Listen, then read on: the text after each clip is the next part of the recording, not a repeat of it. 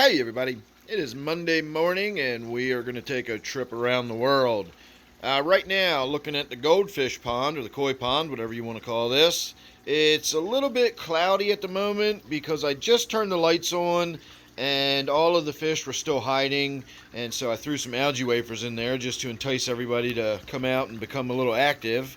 And of course now they're down on the bottom and they're grubbing around and they're looking for those algae wafers that fall down between those beach pebbles. Those are fairly large stones. There's a lot of big gaps between them, and the little algae wafers fall down in there. And then the koi have to get in there and do some excavating, and they really do get in there and move those rocks around and dig. Koi are not delicate little fish, and so that's why the water looks a little kicked up and swirling around at the moment. So not a lot to talk about here in the pond. I recently added this little bit of pothos plant. This actually came out of my office tank a while ago, and it's been sitting out in the backyard all summer, and somehow it stayed alive. I never watered it or did anything to it, and so I just set it in here. It's in its little planter, and I'm more or less just sitting it on the edge of the waterfall there so it gets a little bit of water in the bottom.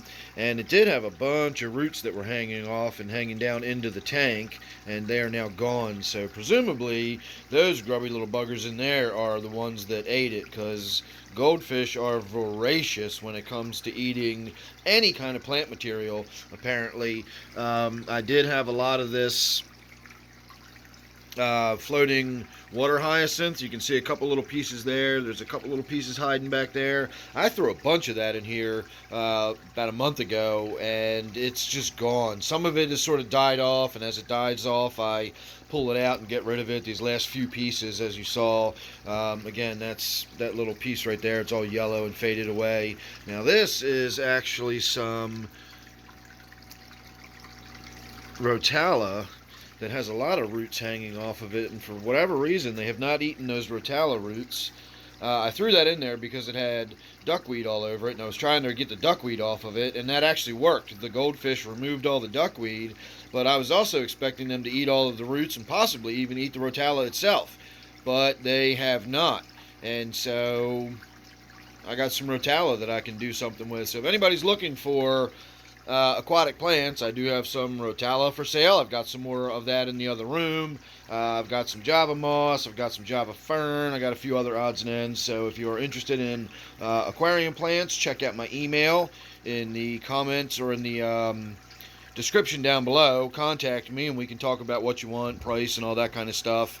You'll definitely get a lot for your money. I can guarantee you that. So email me. We'll talk. Other than that, not much going on here to talk about with the pond. I do have to get in there occasionally and clean out the pump that pumps the water up for the waterfall, as that water hyacinth we were just looking at does sort of die off and rot away. Little bits and pieces of it get stuck on the pump intake and so on and so forth. And right now this flow has been reduced a little bit. Not much. I'm not too worried about it. It's still flowing and splashing and making plenty of noise and everything, and that's all we really need. But it is starting to slow down a little bit, so I'll have to get in there at some point. Probably get in there on Wednesday when I do my members private live stream. If you're interested in joining for membership, I do private live streams every Wednesday night. And then, of course, you'll also get access to my Discord server where I do occasional live streams and stuff over there. So sign up for membership if you're interested. Otherwise, I do a live stream every Friday night and Sunday night at 8 p.m. Eastern. Those are available to the public. We hang out here in the fish room. We smoke a lot of weed. And we just do some tank maintenance, talk fish stuff.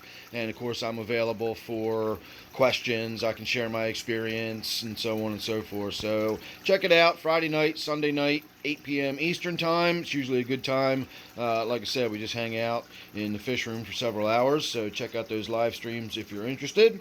In the meantime, we're going to move on. We're done looking at the pond here, so we're going to turn the light off temporarily. That'll just give us a little clearer view of the other tanks without so much glare on them. So my 29 Miscellaneous is still just sitting here ticking over like a clock. I wanted to check my angelfish in the corner here. It almost looked like she was getting ready to spawn again. She spawns frequently.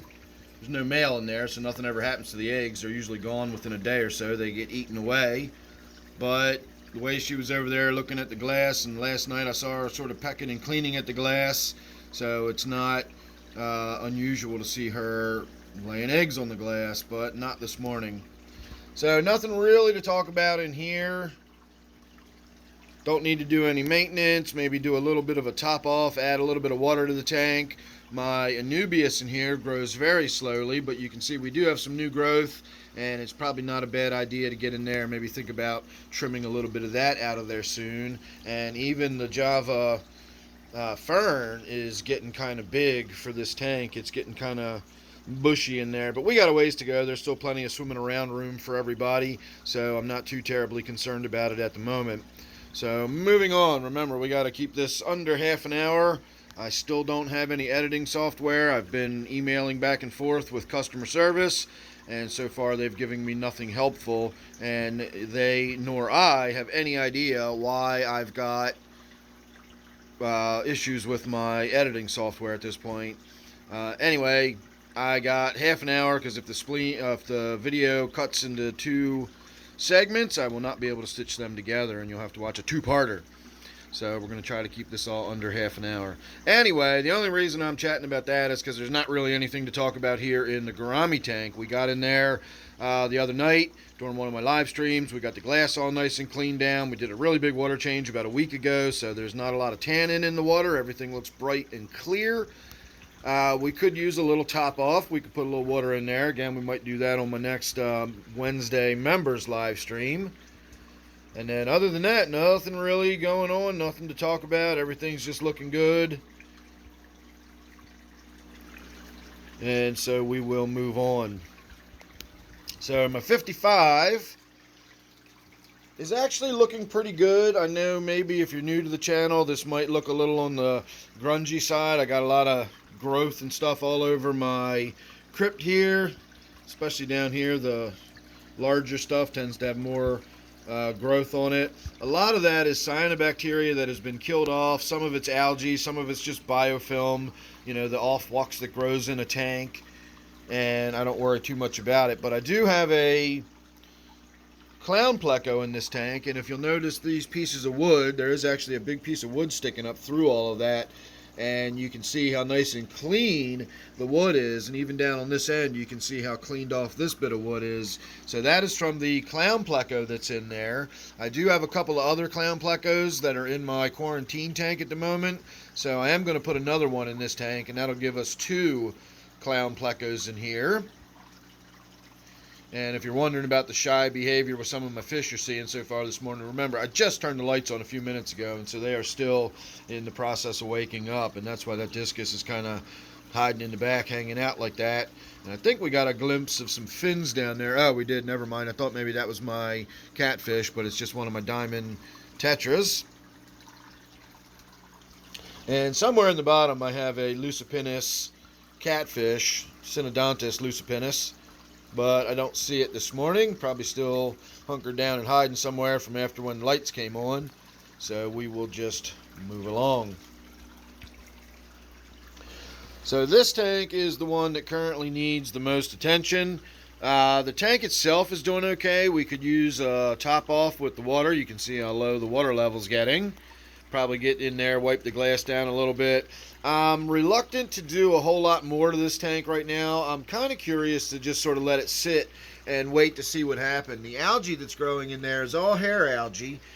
You can kind of see on this right here how that looks like hair algae, but everywhere else it almost looks like it's velvety or something, and I think it's being cropped down or chewed off by something. I'm not exactly sure what's going on with that, but I am kind of curious. I want to leave it sit there and wait and find out.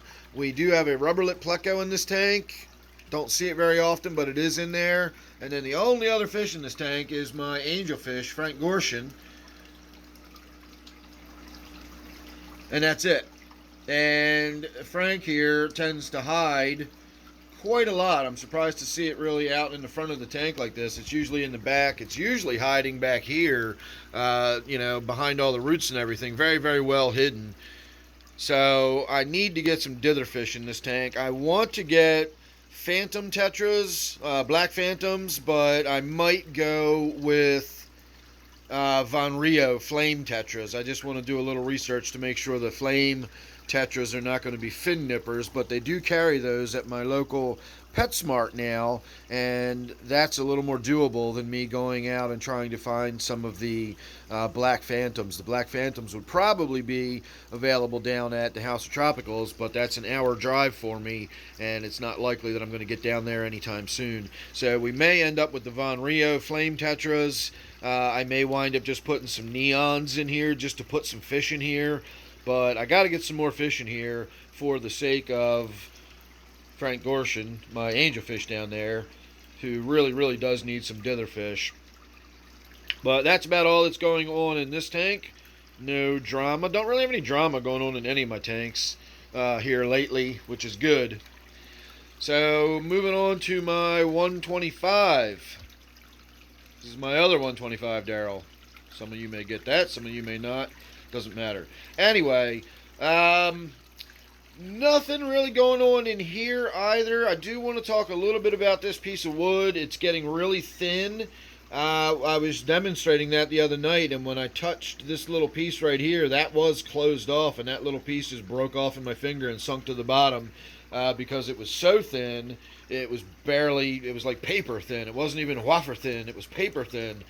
And so that is slowly deteriorating away. Some of it is due to just rotting away in the water, and some of it is due to the plecos I have in this tank. I have a big pleco right there.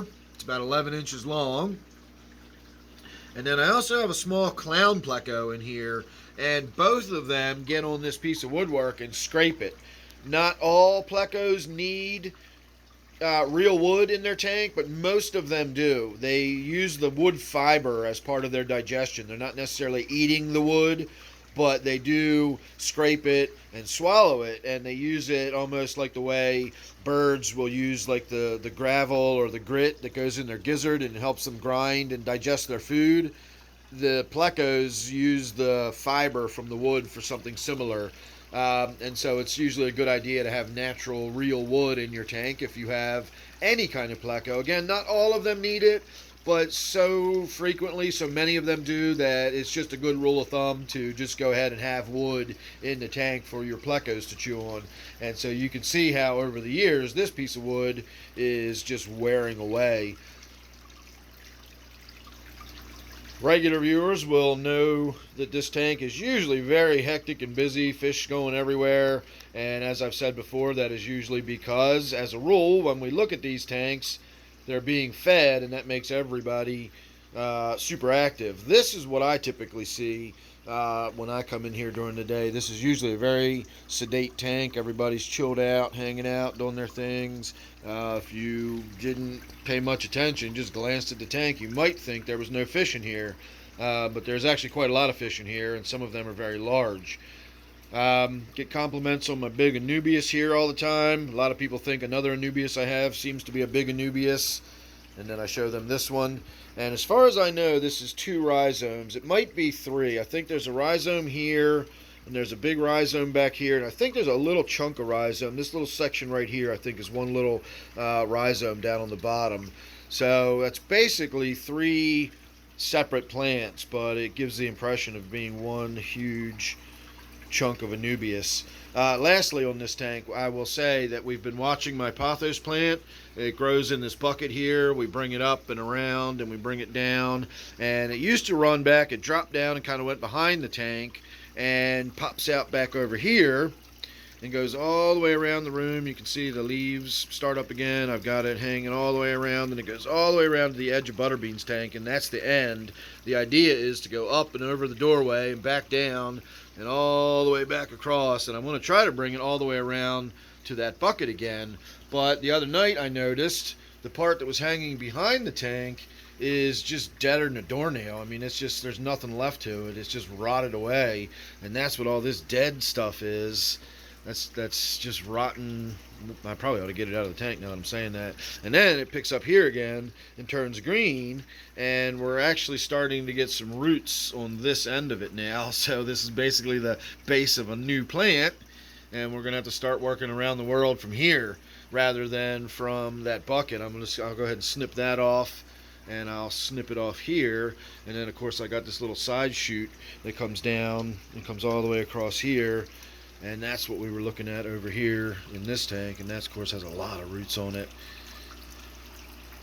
So we'll see what happens with that. I do have somebody that wants that, but it's going to be difficult and fairly costly to get shipped because I'll have to put that in a pretty large container. So I'm not exactly sure how I'm going to work that out just yet, but I'll figure something out. So there you go. Like I said, not a lot going on in this tank. It always looks really chill like this. So we will move on. That's just a snail tank. I breed snails for my figure 8 puffer. You can see my goldfish Blackie there, the one with the giant brain sac on its head. Sound asleep. Oh, maybe waking up a little bit. So this one's Blackie. This one is Wednesday. This one is Melissa Fish. And the calico one down here is Bruce Brown.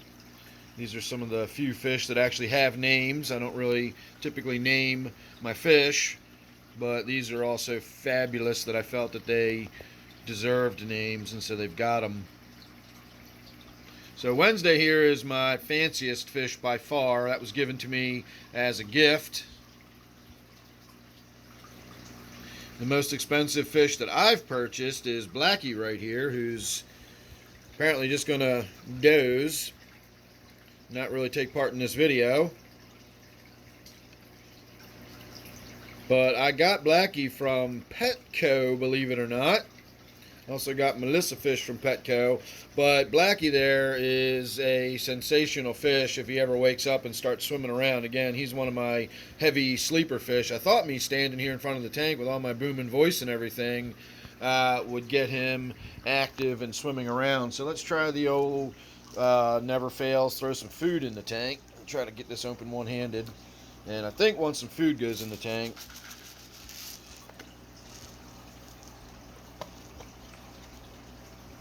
that might get him. Oh, there. Oh, that woke him up, didn't it?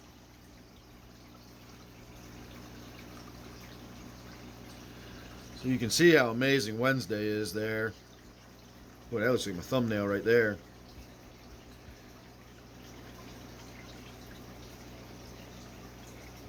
That is one amazing goldfish. So, as I said, Blackie was just asleep. If anybody was getting nervous or worried about the way he was just lying there like that, I see him doing that all the time. It's almost like that giant, massive brain of his weighs him down. Or possibly he's just in there thinking so hard, because again, when you got a massive brain like that, you probably do a lot of serious thinking. So maybe he was just in there really, really thinking hard, and that's why he was dozing like that, or at least appeared to be dozing. So alright, moving on. Just thought I'd have a little bit of a look at this tank because I got such fabulous fish in it. The only thing we've really done to this tank is we've added a filter. I did have this 40 on there, and we had this little sponge filter, and that was not cutting the mustard. I kept getting cloudy water in the tank, presumably because just such a huge bioload with these 4 big goldfish in there. Goldfish are really, really heavy bioload on a tank, and so I just wasn't getting enough biofiltration. So I added this 60, and I may take this off once this one's cycled in, or I may just leave it all on there because it's not really hurting anything and it doesn't bother me seeing it. In fact, I can actually put a planter or something on that and have some plants hanging down into the tank, and you won't really notice the filters at all. So that is what's going on with my fancy goldfish tank. I usually refer to this as my ham tank because whenever I get in front of the tank, normally, if it wasn't early in the morning like this, they all ham it up and they all act goofy and silly in front of the camera. And so I usually refer to this as my ham tank. So, moving on. Checking out my Discus tank. This is my 125. Although I suppose technically I should call this my 125 Daryl. If I'm going to call my other one, if this is my other 125 Daryl, then this one has to be my 125 Daryl so that one can be my other 125 Daryl. And again, I know some of you will get that. Some of you have no idea what I'm talking about. It's not important. Don't worry about it. So this Anubias right here is the one that everybody looks at and seems to think is a huge Anubias. That is my throne. When I do my live streams, usually by the end of the evening, I like to sit down in front of the Discus tank and we hang out. And that's when I really get to smoking a lot of weed once we've settled down for the evening. And I can basically just sit down, hold court, hang out, talk, share information, share my experiences, tell stories, etc. So again, if you're interested in hanging out in the fish room with me on a Friday night or a Sunday night, check it out, 8 p.m. Eastern. I do live streams, and they're very casual affairs, typically for adults only. But it's not marked as such, so you use your own discretion when it comes to that. So nothing really going on in this tank other than just getting a good look at a nice beautiful tank. I was given some Cardinalis recently, and this is one of my success stories that actually looks pretty good. It's not getting munched on or devoured, hasn't been dug up or knocked over. Does have some growth on the leaves, but everything in all of my aquariums has growth on the leaves because that's what happens in a brightly lit, highly nutritious underwater environment. You're going to get growth like that, and so I think that's all part of the natural environment, and that doesn't bother me at all. Anyway, it is still doing well. We got some nice red color poking out of there, looking good. So far, everything else is still looking good in this tank. We do have one little tiny lotus flower, but it's not flowering yet, and I should say we have a little lotus bud rather than a lotus flower. I got in here recently and I trimmed my lotus back, or this red tiger lotus here, and not only did I trim back a lot of the floating pads, but I also went in and I removed a bunch of the bulbs because it had divided up and it multiplied so much that it was too much. It was just a lot of vegetation in the tank, and you were almost losing this end of the tank. There was no light getting through it or anything, and so I got in there and I dug up a bunch of the bulbs. One of them actually went in here, and if you can see the little bit of green popping up back there, all of this, that's my tiger lotus. So hopefully at some point we might have some red tiger lotus here in the fancy goldfish tank if they don't devour it.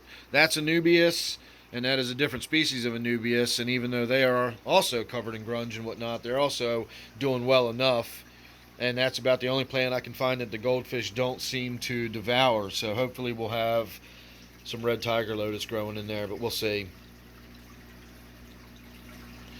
Got my big old Tanapoma back here, thick as a brick. Looking good.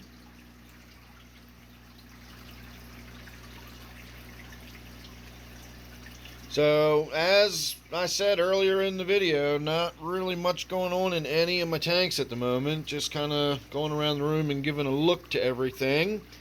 Getting about time to get in there and get the glass wiped down. You can see some grunge here and there on the glass, but I usually do that during my live streams. So again, I'm going to plug my live streams while I got a moment. Check them out. Friday night, Sunday night, 8 p.m. Eastern Time.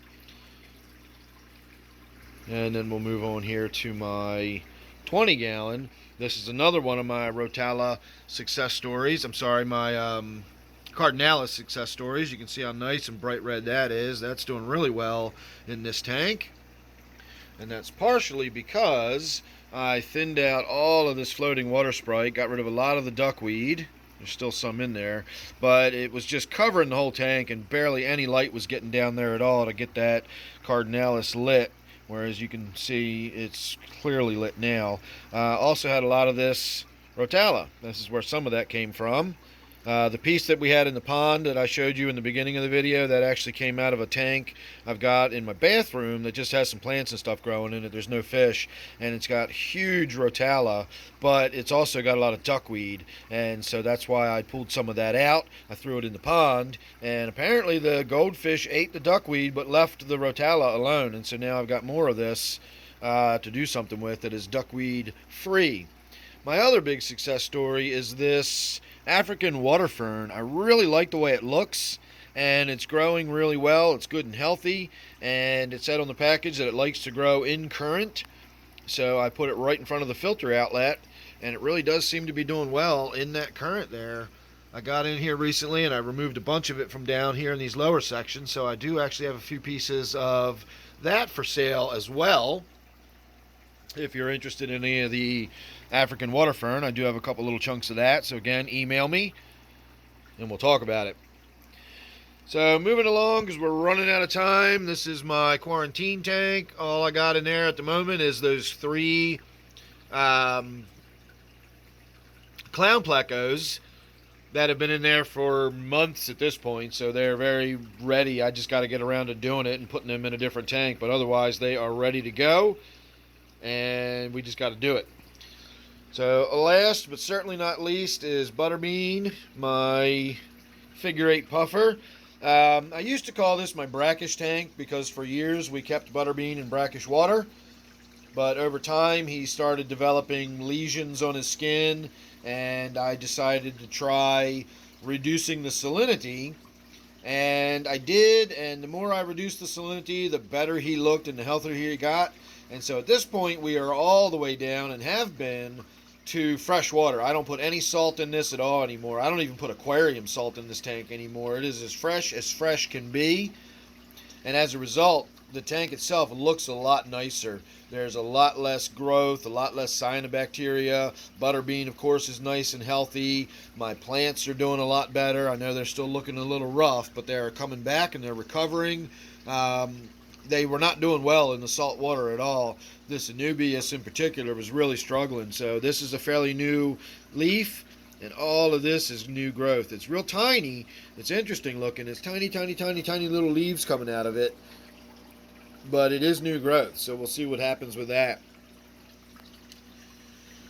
And of course we do spend a little bit of time during my live streams watching Butterbean feed off of his live snails. You can see all the empty snail shells on the bottom of his tank. I get in there and clean those out occasionally, but they get in there on my live streams while we watch Butterbean feed. So if you enjoy Butterbean and you like watching him, then usually my live streams run anywhere from 2 to 3 hours, and for a good 15 or 20 minutes of that time you'll get to see a nice close-up of Butterbean munching on his snails, doing his little helicopter flying around routine, because he is absolutely adorable.